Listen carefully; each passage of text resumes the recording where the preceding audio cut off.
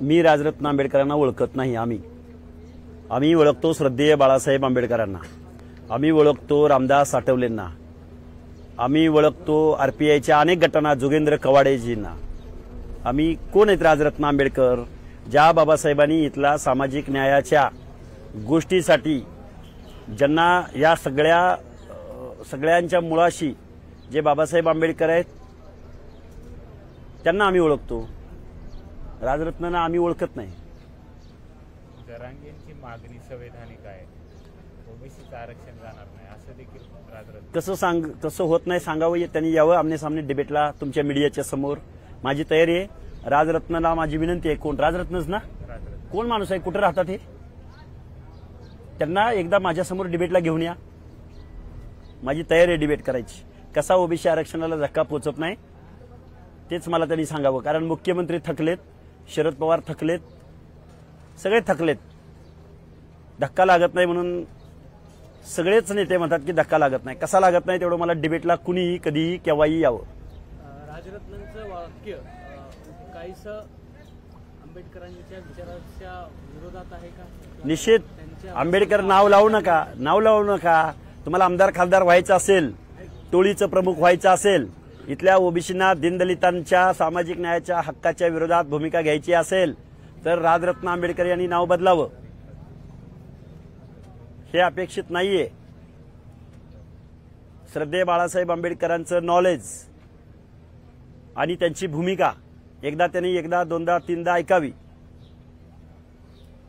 सुरुवातीपासून तुमचं उपोषण आम्ही बघतोय.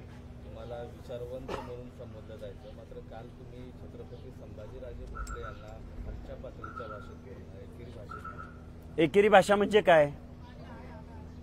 एकेरी भाषा म्हणजे मिस्टर संभाजी भोसले एवढंच बोललो ना? का काना मात्रा पुढं जोडला?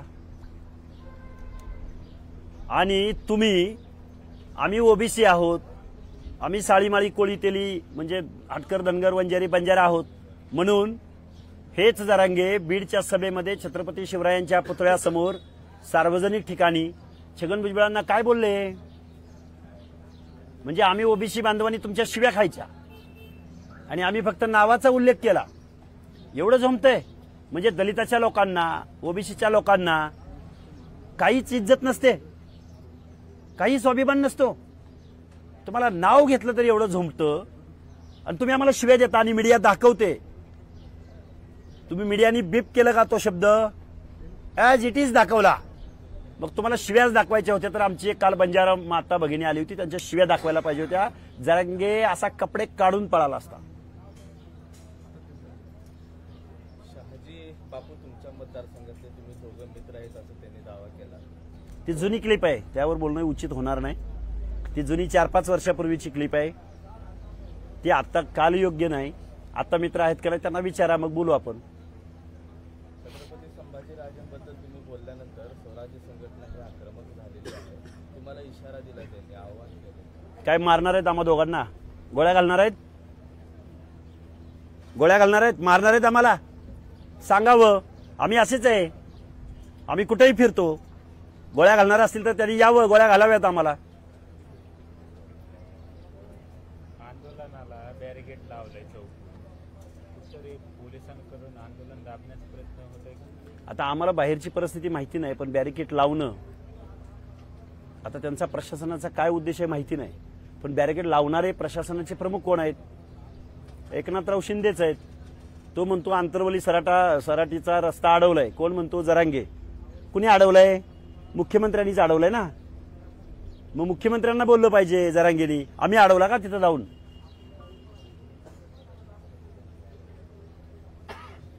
काही काल जालना किंवा मराठवाड्यामध्ये जवळपास 3 आत्महत्या झाल्या मराठा तरुणांच्या.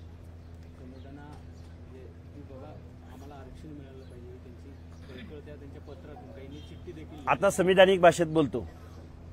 ज्या माझ्या मराठा बांधवांनी आत्महत्या केलेल्या आहेत त्या गैरसमजातून आणि एका भुरट्या नेत्याच्या नादाला लागून त्या मुलांच्या मनामध्ये असा गैरसमज झालाय की ओबीसीच्या आंदोलनामुळे आपल्यावर ही परिस्थिती आली. ओबीसीचं आरक्षण याला जबाबदार नाही, तर या महाराष्ट्रामध्ये आतापर्यंत आमदार, खासदार, मंत्री, मुख्यमंत्री जे राहिली, ज्यांनी ज्यांनी प्रत्येक तालुक्याला संपत्तीचं केंद्रीकरण केलं तेच जर विकेंद्रीकरण केलं असतं, शरद पवारांनी दरोडेखोरांची टोळी निर्माण केली, काँग्रेसनं संस्थानिकांची टोळी निर्माण केली, भाजपनं नाव घेतलं ओबीसीचं आणि परत त्याच टोळीच्या सरदारांना परत मोठं केलं. इथले राज्यकर्ते जबाबदार आहेत, ओबीसी बांधव नाही. परत हात जोडून कळकळीची विनंती आहे, ओबीसी रिझर्वेशन पॉलिसीसाठी, सामाजिक न्यायाच्या योजनासाठी 1% बजेट फुले शाहू आंबेडकरांचा महाराष्ट्र देत नाही. मिस्टर जरांगे, तुम्ही ओबीसीत येऊन 1% तुम्ही काय काय घेणार, किती येईल वाट्याला? आम्ही एवढी ओबीसी बद्दलची एवढी संवेदनशीलता दाखवत असेल तर मराठा बांधवांनी ज्यांनी आत्महत्या केलेत त्यांच्याबद्दल आमच्यात संवेदनशीलता नाही का? कृपया अशा कुणी आत्महत्या करू नयेत. वास्तव समजून घ्यावं. जबाबदार ओबीसीचे नेते नाहीत, ओबीसीचं आरक्षण नाही. जबाबदार आमदार, खासदार, मंत्री शरद पवार, अशोक चव्हाण, पृथ्वीराज चव्हाण, उद्धवजी ठाकरे ही सगळी जबाबदार आहेत मंडळी. काही मराठा समाजातली सुशिक्षित मंडळी याकडे हेतूच दुर्लक्ष करत आहेत का? मराठा समाजातील त्यांचं फेल्युअर शरद पवारला मुद्दा उरलेला नाही. निवडणुका जिंकण्यासाठी या लोकांकडे, काँग्रेसच्या नेत्यांकडे, उद्धवजींकडे मुद्दे उरले नाहीत. मुद्दे उरले नाहीत म्हणून जाती जातीत असलं बुजगावणं उभं करायचं, लोकांमध्ये भ्रम पैदा करायचा आणि लोकांमध्ये डिवाइड अँड रूल, इंग्रजांची रणनीती वापरणारे Sharadchandraji Pawar. Divide and rule. OBC मध्ये 3.5% धनगर आरक्षण घेत असताना आम्ही एसटीला आमचा पाठिंबा आहे आणि एसटीचं आंदोलन, एसटीच्या आंदोलनाकडे द्या ना, डिक्लेअर करा ना, धनगराचं एसटीचं रिझर्वेशन डिक्लेअर करा, मग आम्ही ओबीसी आंदोलनाची भूमिका ठरवू. हाय हिम्मत शरद पवार, जरांगे, हाय हिम्मत धनगरांना एसटी डिक्लेअर करायची? करा डिक्लेअर. उद्यापासून ओबीसी आंदोलनाची भूमिका ठरवू. आज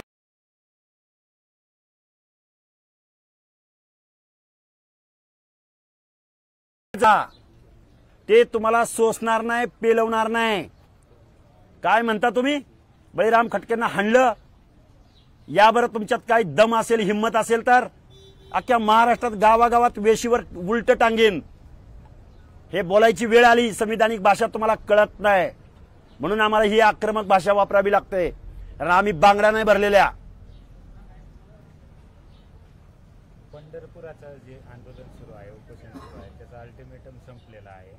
आज मेळावा, अहो, धनगराचं आंदोलन, ओबीसीचं आंदोलन, एससीचं आंदोलन, नाभिकाचं आंदोलन, हे एकनाथ शिंदे काय महाराष्ट्राचे मुख्यमंत्री आहेत का? ते मराठ्यांचे मुख्यमंत्री आहेत.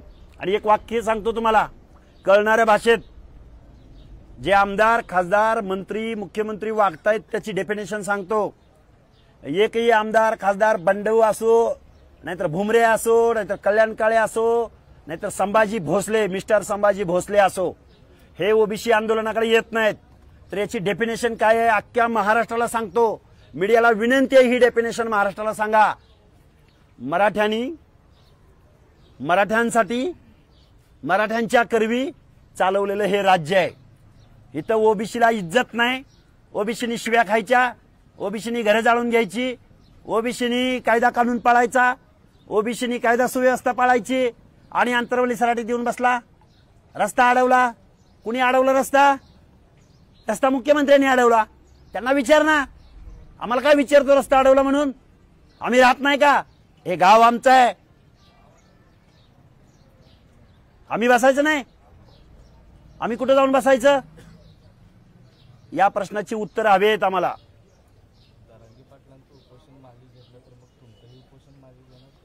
आम्हाला शासनानं अस्वस्थ केलं पाहिजे. आम्हाला सांगितलं पाहिजे की बाबा असं होत नाही तर कसं होत नाही ते पण सांगितलं पाहिजे. असं होत नाही तर ते कायमच सांगतायत आणि हे कळत नाही आम्हाला. गिरीश महाजन म्हणाले रात्री, कुठल्याही समाजाला धक्का न लावता. कसं लागत नाही ते सांगावं ना. यावं एकदा डिबेटवर, मीडियाच्या समोर कंबाईंड प्रेस घ्यावी. मीडियाला विनंती आहे, आम्ही एका बाजूला बसतो आणि त्यांनाही एका बाजूला बसवा. मागणाऱ्यांनाही बसवा आणि शासनकर्त्यांनाही बसवा. 54 लाख नोंदी तुम्ही केल्या म्हणताय. सरपंचाची लिस्ट देताय तुम्ही, एवढ्या लोकांना ऍडमिशन भेटलं म्हणून सांगताय तुम्ही, आणि म्हणताय ओबीसीला धक्का लागला नाही.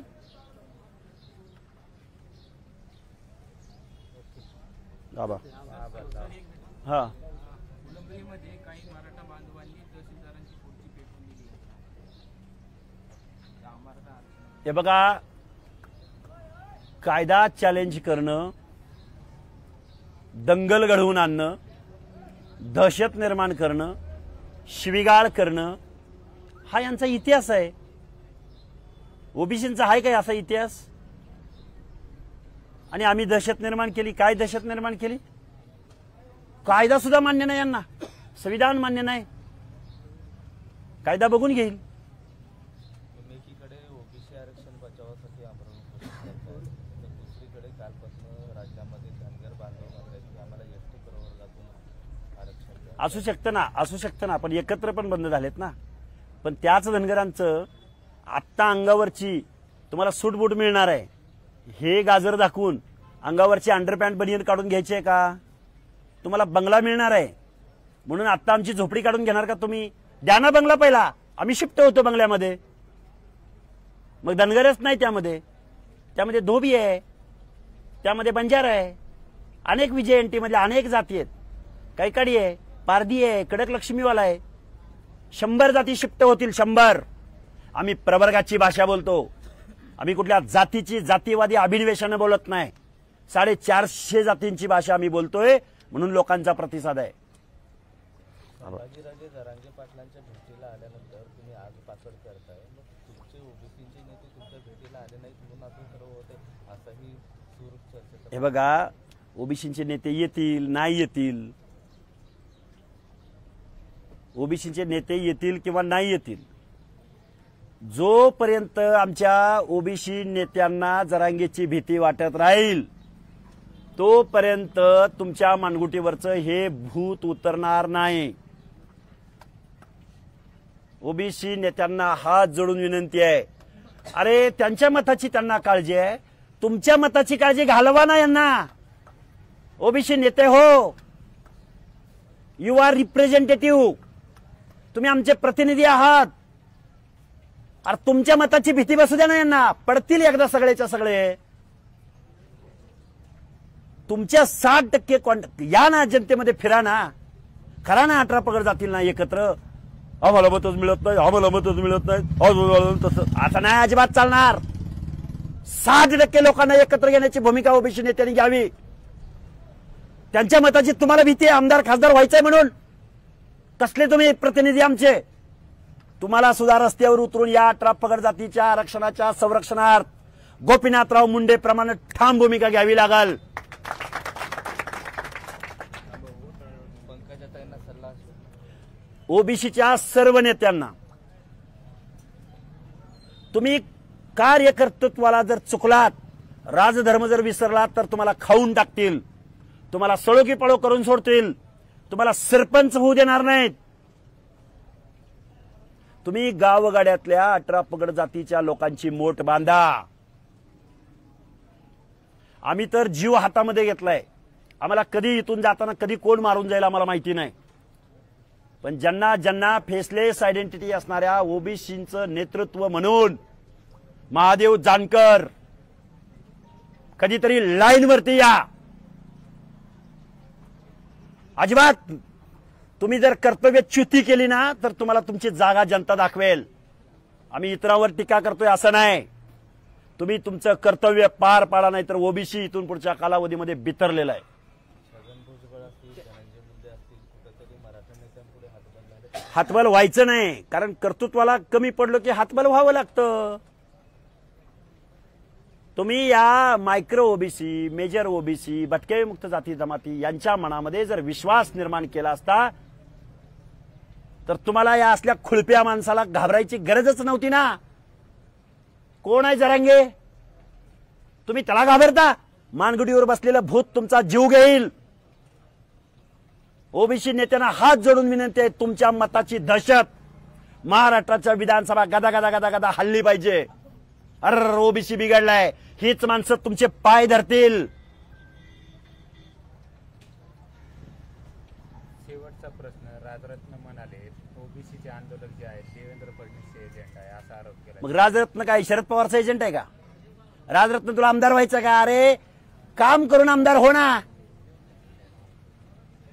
नको त्या गोष्टीचा फॉलो करून आमदार होता येतं का? मी मानतच नाही, कोण आहे माहित नाही मला. मी श्रद्धेय बाळासाहेब आंबेडकरांच्या भूमिकेचं समर्थन करतो. मला राजरत्न कोण आहे माहिती नाही. आबा बोलो.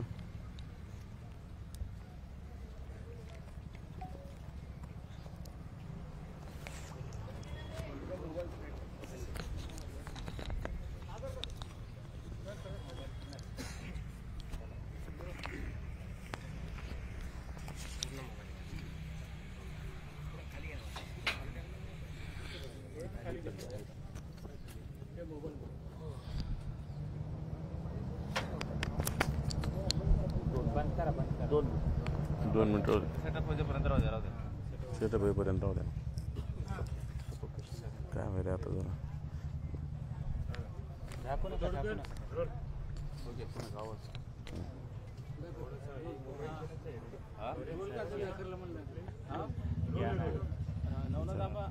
काय सांगाल? जरांगे पाटील यांचा उपोषणाचा 8वा दिवस आहे. त्यांची तब्येत जी आहे ती काल खालावली होती, त्यांना भोवळ सुद्धा आली होती. तुम्ही म्हणता खालावली. सलाईन घेतल्या ना, चार सलाईन घेतल्या ना त्यांनी 2 दिवसापूर्वी. तब्येत कशी खालावल? सलाईन घेणाऱ्या माणसाचं उपोषण एकतर त्या दिवशी सुटलेलं आहे आणि उपोषण सुटल्यावर विनाकारण बेडवर पडून नौटंकी करणं हे अजिबात लोकांना आवडत नाही. परंतु आता त्यांच्या सहकाऱ्यांना आवडत असेल, त्यांना आवडत असेल, तो विषय वेगळा आहे. सरकार त्यांचं आहे, मुख्यमंत्री त्यांचा आहे, आमदार त्यांचे आहेत, खासदार त्यांचे आहेत, त्यांना आवडत असेल. परंतु संविधानानुसार एकदा सलाईन घेतलं की उपोषण संपलेलं असतं. एक जरी घेतली तरी संपतं. आता यांनी 4 घेतल्यात. मग बघा तुमच्या उपोषणात शेवट काय राहणार आता? आमच्या उपोषणाचं काय शेवट आहे? आमच्या उपोषणाला हैदराबाद गॅजेट आम्ही लागू करणार नाहीत. आम्हाला असं लेखी स्वरूपात आश्वासन दिलं पाहिजे. या 57 लाख आम्ही म्हणतो, परंतु जरांगेनं स्वतः सांगितलं की 1.5 कोटी म्हणजे प्रमाणपत्र वाटप करण्यात आलेत. म्हणजे बोगस नोंदीमार्फत तुम्ही प्रमाणपत्र वाटप करता, याच्यासाठी तुम्ही चौकशीला उमटले होते. त्याच्यासाठी सुद्धा काहीच केलेलं नाही. त्यासाठी सुद्धा आम्ही हे रद्द करू असं आम्हाला आश्वासित केलं पाहिजे. यासाठी जोपर्यंत आम्हाला कुठेतरी ठोस असा निर्णय मिळत नाही, लेखी स्वरूपात निर्णय मिळत नाही, तोपर्यंत आम्हाला उपोषण करावंच लागेल ना. आमच्या अस्तित्वाचा प्रश्न आहे, आमच्या भाकरीचा प्रश्न आहे. आज आमच्या ताटातली भाकर जर कोणी हिसकावून घेत असेल तर आम्हाला संघर्ष करावा लागेल. आम्ही मेलो तरी बेहतर. आमच्या प्राणांची आम्ही आहुती देण्यासाठीच इथं बसलेलो आहोत. समाज आमचा गरीब आहे. 18 पगड जातीतील 12 बलुतेदार, 18 लुतेदार, गावगाड्यात काय परिस्थिती आहे आपणा सर्वांना सुद्धा माहीत आहे की ओबीसी समाजाचा किती ओबीसी समाजावर अन्याय होतोय. आणि गेल्या 1 वर्षापासून तर या राज्यामध्ये झुंडशाहीनं अनेक गोरगरीब समाजावर हल्ले करण्याचं काम केलं. माझा सुतार समाज, न्हावी समाज, कुंभार समाज, लोहार समाज, अशा सोनार समाज, अशा छोट्या छोट्या समाजाला दबाव टाकून मारहाण करण्याचं काम आणि त्यांची म्हणजे जाळपोळ करण्याचं काम या राज्यामध्ये अत्यंत दहशतीचं वातावरण निर्माण करण्याचं काम झालं होतं. परंतु आता हे सर्व समाज एकत्र आलेत. त्यामुळं येणाऱ्या काळात आम्ही ठरवलंय मेलो तरी चालेल, परंतु आता येणाऱ्या काळात जशाच तसं उत्तर देणार आहोत. आणि सरकारला जर उपोषणाची भाषाच कळत असेल तर उपोषणाने उत्तर देत आहोत. आणि सरकार जर मागण्या जोपर्यंत मानत नाही तोपर्यंत आम्ही उपोषण करणार आहोत. तुमच्या आंदोलनाला बॅरिकेड लावले चौकून, उपोषण कुठे दाबण्याचा प्रयत्न होत आहे का? असू शकतं ना. या जातीवादी मुख्यमंत्री आणि गुटखा खाऊ शंभूराज देसाईचं हे षडयंत्र असू शकतं. जर तुम्ही शंभूराज देसाई जरांगीच्या म्हणण्यावर रात्रीच रस्ते सुरू करता, बंद करता, हे तुमचा विषय आहे. त्यांनी जाणीवपूर्वक केलेलं सुद्धा असू शकतं. कारण की कुठंतरी आमच्या लोकांमध्ये दहशत निर्माण होईल. एक 18 पगड जातीतील गरीब समाज, याला पोलीस प्रशासनाची आजपर्यंत संबंध येत नाही. त्यांना भीती वाटते. कष्ट करणारा समाज आहे. पोलीस म्हटलं की त्यांना भीती वाटते. म्हणजे इथं आमच्या पुढं जाणीवपूर्वक बॅरिगेट लावायचे, पोलीस यंत्रणा जास्त प्रमाणात उभा करायची, रस्ते अडवायचे, हे जाणीवपूर्वक केलेलं असू शकतं. आमचं प्रशासनावर आमचा विश्वास आहे. परंतु प्रशासनावर जर दबाव येत असेल आणि प्रशासनाला जर दाबण्याचा प्रयत्न होत असेल तर त्यामध्ये शक्यता नाकारता येत नाही. जरांगेंचं उपोषणाचा 8वा दिवस आहे, ससाण्यांच्या उपोषणाचा 7वा दिवस आहे, तुमच्या उपोषणाचा 6वा दिवस आहे. याच्या आधी सगळ्या लोकांनी, सगळ्या महाराष्ट्रांनी पाहिलं की उपोषण सुरू झाल्यानंतर संकटमोचक म्हणून ओळखले जाणारे गिरीश महाजन, त्यानंतर शंभूराज देसाई असतील, भुमरे असतील, तुमच्या उपोषणाच्या सोडण्यासाठी आलेल्या पंकजाताई असतील, धनुभाऊ असतील, गोपीचंद पडळकर असतील, हे सगळे लोक यावेळेस कुठेच दिसत नाहीये. म्हणजे सरकारमध्ये काही कन्फ्युजन आहे का? हे सगळे सरकारमधलेच लोक आहेत. हे काय आहे, सध्या निवडणुका अति जवळ आलेल्या आहेत आणि निवडणुका आणि यांना सर्वांना टार्गेट, जरांगे नावाचा छेपरी माणूस यांना सर्वांना टार्गेट करत आहे आणि हे कुठतरी त्याच्या दबावाला बळी पडलेत की काय, परंतु त्यांनी यांच्या दबावाला आता येणाऱ्या काळात बळी, इथं यायचं नाही यायचं तो त्यांचा विषय आहे. त्यांच्या दबावाला त्यांनी अजिबात पडू नये, कारण की आता ओबीसी समाज 60% असणारा ओबीसी समाज एकवटलेला आहे. ओबीसीलाच मतदान करणार आहे आणि मराठा अजिबात ओबीसींना मतदान करणार नाही. हे मराठा त्यांना मतदान करीन हे त्यांनी त्यांच्या डोक्यातून काढून टाकावं. त्यामुळे गिरीश महाजन साहेब असतील, ताईसाहेब असतील, आमचे सगळेच ओबीसी नेत्यांना मी विनंती करतो, यायचं तर आले तरी ठीक आहे, नाही आले तरी आम्हाला काही आमचा आग्रह नाही, कारण की ते त्यांच्या मतदारसंघात निवडणुकीच्या तयारीसाठी व्यस्त आहेत, कारण त्यांना वारंवार टार्गेट केलं जात आहे. त्यामुळे ते येऊ शकत नसतील, आम्हाला काही प्रॉब्लेम नाही त्याचा. नाही मग म्हणजे उपोषणाकडे दुर्लक्ष आहे का त्यांचं? नाही, दुर्लक्ष म्हणता येत नाही ना, त्यांचं लक्ष आहेच ना. ते बघत असतील, मीडियाकडून बघत असतील आणि नक्कीच त्यांचा, जरी ते इथं नाही आले तर त्यांचा पाठिंबा आहेच की आम्हाला. आंतरवली सराटीमध्ये 2 उपोषण सुरू आहे, पंढरपूरमध्ये एक आहे. कुठंतरी या उपोषणाअंतर्गत ओबीसी नेत्यांचं ओबीसीचे विभाजन होते. विभाजन व्हायचा काय संबंध? हे बघा, आमच्या अंगावर जे कपडे आहेत, आम्हाला उद्या जर सूट घालायचं असेल तर मग आता कपडे काढून फेकून द्यायचे आणि सूटकडे पळायचं का? हे कपडे घालूनच जावं लागेल ना सूट घ्यायला, कपडे असताना सूट घ्यायला जावं लागेल ना. एसटीसाठी जी मागणी आहे, जे पंढरपूरमधून आंदोलन सुरू आहे, ते आंदोलन करण्याचा आमच्या बांधवांना अधिकार आहे. आता ते सूट मिळेल ना मिळेल तो उद्याचा प्रश्न आहे, परंतु सूट मिळण्याच्या अगोदरच कपडे काढून फेकायचे आणि कपडे फेकून दिल्याच्या नंतर जर उद्या सूट नाही मिळालं तर काय उघडं राहायचं का, भोंगळं राहायचं का? त्यामुळं प्रत्येकाला ज्याचा त्याचा अधिकार मागण्याचा अधिकार आहे. अगोदर आम्ही ओबीसी आहोत, धनगर असेल, वंजारी असेल, बंजारा असेल, माळी असेल, तेली असेल, तांबोळी असेल, सुतार, सोनार, ह्या 18 पगड जातीतील 400 पेक्षा जास्त असणाऱ्या जाती आम्ही अगोदर ओबीसी आहोत. यातून जर आम्हाला नवीन काहीतरी चांगलं भेटत असेल तर मागण्याचा अधिकार आम्हाला डॉक्टर बाबासाहेब आंबेडकरांनी दिला आहे आणि तो आम्ही मागितलाच पाहिजे. परंतु आम्हाला हे सुद्धा टिकवणं गरजेचं आहे. आम्ही त्यामुळं सर्व मिळून आम्ही हे सुद्धा टिकवण्यासाठी हे आरक्षण, आमचं 27% आरक्षण आमच्यामध्ये घुसखोरी होतंय, ती थांबवण्यासाठी आम्ही हे उपोषण करत आहोत. 6 दिवस होत आहेत, आणखीन एकही शिष्टमंडळ शासनाचं तुमच्याकडे नाही. उद्या मुख्यमंत्री अमित शहांचा दौरा छत्रपती संभाजीनगरमध्ये मराठवाड्यामध्ये आहे, तुमच्यापासून 80 किलोमीटरवर आहे. अल्टिमेटम हे बघा, आम्ही मागासवर्गीय, इतर मागासवर्गीय घटकातले असल्यामुळं आमच्याकडे जाणीवपूर्वक प्रशासन असेल, मंत्रिमंडळ असेल, यांचा दुर्लक्ष करण्याचं काम होतंय. कारण ह्या भागातले लोकसभेचे प्रतिनिधी असतील, मराठवाड्यातले 2-4 प्रतिनिधी जरांगेंना जाऊन भेटतात आणि त्यांना लाजा वाटल्या पाहिजे. त्यांना ओबीसीनं सुद्धा ठीक आहे कमी प्रमाणात केलं असेल, परंतु काही ओबीसीनं तर त्यांना मतदान केलंय ना, परंतु त्यांच्या मताची कुठेतरी उपकार म्हणून त्यांनी इथं येणं गरजेचं होतं.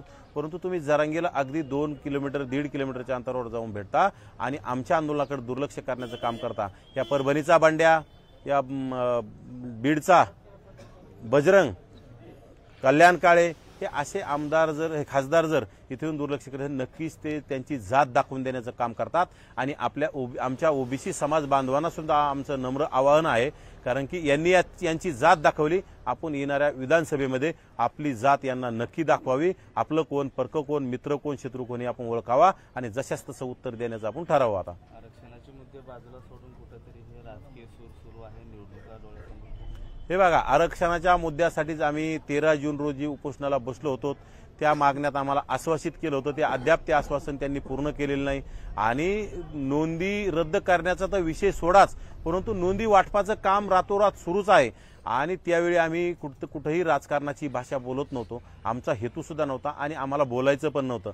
परंतु तुम्ही जर आमच्या मागणे मान्य करत नसेल, आम्ही 10-10 दिवस उपाशी राहून, लाखो लोक आमच्या समर्थनार्थ येऊन जर आमच्या मागण्या मान्य करत नसाल तर आम्हाला येणाऱ्या काळात आमच्या समाजात आमच्या सोबत आहे. आम्हाला काही दोघांनाही निवडणुका लढवायच्या नाहीत, आम्हाला काही आमदार व्हायचं नाही. आमच्या समाजाचं अस्तित्व टिकवण्यासाठी आम्ही लढत आहोत. आम्ही गरिबांची लेकरं आहोत, आम्ही मेंढपाळांची लेकरं आहोत, आम्ही शेतकऱ्यांची लेकरं आहोत. त्यामुळं आम्ही ठरवलंय, आमचा ओबीसी समाज सभागृहात गेला पाहिजे, आपले प्रश्न आपणच मांडले पाहिजे. परका जर मांडत नसेल तर आपला माणूस सभागृहात गेला पाहिजे. त्यासाठी आम्ही हा लढा देत आहोत आणि हा लढा नक्कीच आता राजकीय वळण घेणार आहे. आम्ही ठरवलंय, ज्यांनी जरांगेंना भेट दिली, ज्यांनी ज्यांनी जरांगेंना पाठिंब्याचे पत्र दिले, तेही ओबीसीतून आरक्षण मिळावं असे पाठिंब्याचे पत्र दिले, अशा सर्वच आमदारांना घराचा रस्ता दाखवण्याचं आम्ही ठरवलंय. आमच्या ओबीसीच्या छोट्या छोट्या घटकांनी, मोठ्या मोठ्या घटकांनी, सर्वांनी ठरवले. त्यामुळं हे जातीवादी आमदार जेवढे असतील हे सर्व यांना घरी गेल्याशिवाय पर्याय नाही. खासदार कल्याण काळे यांनी धनगर आरक्षणासंदर्भात मुख्यमंत्र्यांना पत्र लिहिलेलं आहे आणि धनगर समाजाला एससी प्रवर्गातून आरक्षण द्यावयाची मागणी केली. हे नौटंकी आहेत, जे डिवायडेशन करण्यासारखी नाटकं करतात. हे निव्वळ चाभरे प्रतिनिधी आहेत. त्या आमच्या मतदारसंघाचा प्रतिनिधी असेल, त्यांनी सुद्धा आमच्या धनगर रास्ता रोकोला जाऊन पाठिंबा दिला. तो तर इतका नौटंकी आणि रंगबदलू सरडा आहे, कारण त्यांनी कुठंतरी आमच्यामध्ये फूट पाडण्याची प्रयत्न आहे. परंतु आमचा धनगर समाजाला कळतंय, ओबीसी समाजाला कळतंय, धनगर समाजाला सुद्धा कळतंय. आणि नक्कीच आम्ही कुठं नाही म्हणतो. आमच्या धनगर समाजाला जर एसटीचं आरक्षण मिळालं तर आमची चांगली गोष्ट आहे ना. आमच्या बांधवांना साध्या कपड्यावरून जर सूट मिळत असेल तर आम्ही त्याचं स्वागत करू, आम्हाला आनंदच होणार आहे. परंतु हे जे लोकप्रतिनिधी आहेत हे निव्वळ नौटंकी आहेत. म्हणजे तुमच्या ताटातलं काढून घ्यायचं आणि उद्या मिळेल का नाही मिळेल त्याच्यासाठी पाठिंबा द्यायचा. जे मिळण्याची शक्यता कमी आहे अशा याला मागणीला पाठिंबा द्यायचा आणि जे तुमचं हक्काचं आहे ते तुमच्या खिशातलं काढून घ्यायचं आणि वेगळं काहीतरी तुमचं दिशाभूल करण्याचं काम करायचं. हे यांनी चाभऱ्या लोकांनी बंद करावं. तुम्हाला समाज ओळखतोय, तुमची नौटंकी ओळखतोय. तुमच्या मागं आता ओबीसी समाज राहिला नाही म्हणून तुम्ही लोकांच्या मागं पळण्याचं काम करतात. तुम्हाला एकट्या गाड्या घेऊन फिरावं लागतंय. तुमच्या गाडीत सुद्धा माणसं बसायला लाजायला लागलीत.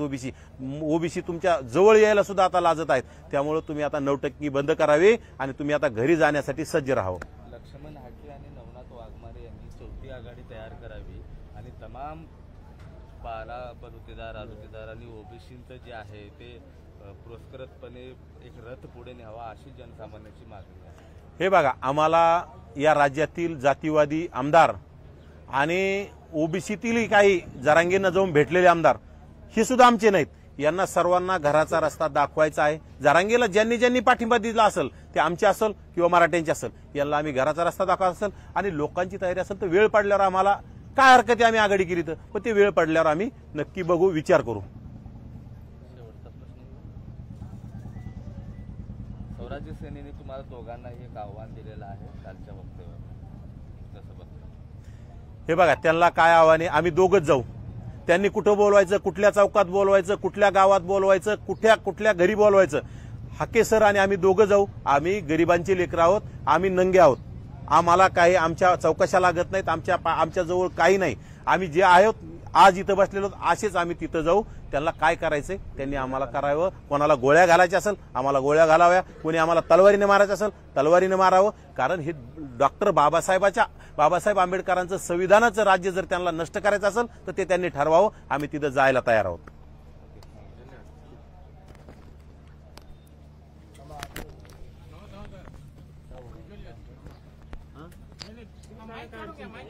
कॅमेरे